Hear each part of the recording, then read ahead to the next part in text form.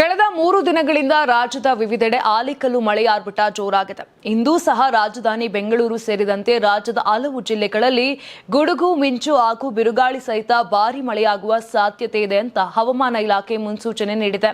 ದಕ್ಷಿಣ ಒಳನಾಡಿನ ಬಹುತೇಕ ಜಿಲ್ಲೆಗಳಲ್ಲಿ ಮುಂದಿನ ಕೆಲವು ಗಂಟೆಗಳ ಕಾಲ ಮಳೆಯ ಆರ್ಭಟ ಮುಂದುವರಿಯಲಿದ್ದು ಜನರು ಎಚ್ಚರಿಕೆಯಿಂದ ಇರುವಂತೆ ಸೂಚಿಸಲಾಗಿದೆ. ಒಂದೆಡೆ ಮಳೆ ಸುರಿಯುತ್ತಿದ್ದರೆ ಮತ್ತೊಂದೆಡೆ ಉತ್ತರ ಕರ್ನಾಟಕದ ಜಿಲ್ಲೆಗಳಲ್ಲಿ ಬಿಸಿಲಿನ ಬೇಗೆ ತೀವ್ರವಾಗಿದೆ.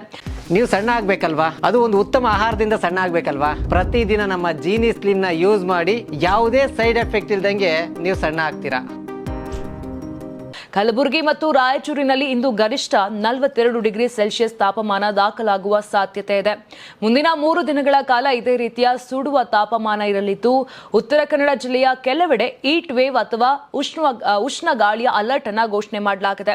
ಇನ್ನು ಕರಾವಳಿ ಜಿಲ್ಲೆಗಳಾದ ಉಡುಪಿ ಮತ್ತು ದಕ್ಷಿಣ ಕನ್ನಡದಲ್ಲಿ ಗುಡುಗು ಸಹಿತ ಸಾಧಾರಣ ಮಳೆಯಾಗುವ ನಿರೀಕ್ಷೆ ಇದೆ. ಇನ್ನು ಉತ್ತರ ಕರ್ನಾಟಕದ ಕಲಬುರಗಿ, ರಾಯಚೂರು, ಯಾದಗಿರಿ, ಧಾರವಾಡ, ಹಾವೇರಿ ಮತ್ತು ಗದಗ ಜಿಲ್ಲೆಗಳಲ್ಲಿ ಗಂಟೆಗೆ 30 ರಿಂದ 40 ಕಿಲೋಮೀಟರ್ ವೇಗದಲ್ಲಿ ಬೀಸುವ ಗಾಳಿಯೊಂದಿಗೆ ಮಳೆಯಾಗುವ ಸಂಭವವಿದೆ.